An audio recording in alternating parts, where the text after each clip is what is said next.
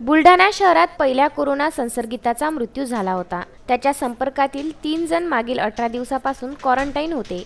उपचारानंतर त्यांच्या तिन्ही कोरोना टेस्ट निगेटिव्ह आल्यानंतर प्रशासनाने त्या तिघांनाही सुट्टी दिली। या प्रसंगी जिल्हाधिकारी सुमन चंद्रा यांच्यासह जिल्हा शल्य चिकित्सक डॉक्टर पंडित, निवासी उपजिल्हाधिकारी, अन्य अधिकारी तथा या रुग्णालयाचे उपचार करणारे डॉक्टर्स, नर्सेस उपस्थित होते।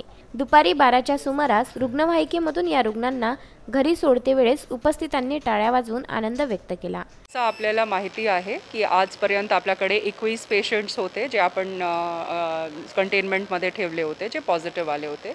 त्याच्यापैकी 3 पेशंट्सनी जे त्यांच्यावर उपचार झाला होता त्याला त्यांच्या ट्रीटमेंटवर त्याच्यावर झालेला आहे आणि आज त्यांना आपण रिकवर म्हणून घरी पाठवतो आहे। त्यांच्या हॉस्पिटलमधून सुट्टी त्यांना देण्यात आलेली आहे आणि काल 19 सॅम्पल्स जे पाठवण्यात आले होते ते सगळे नेगेटिव्ह आमच्याकडे आलेले आहे।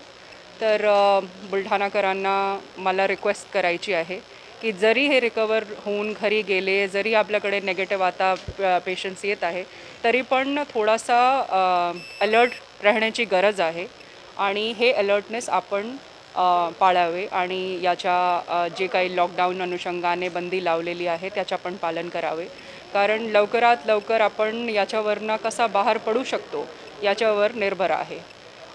आता आपल्याकडे सध्या जे पेशंट्स आहेत त्यांच्यावर उपचार चालू आहे आणि किती आपले 17 अजून सॅम्पल्स पाठवण्यात आलेले आहे ज्यांचे रिपोर्ट्स अवेटेड आहेत। प्रशांत खंडारे, विदर्भ न्यूज, बुलढाणा।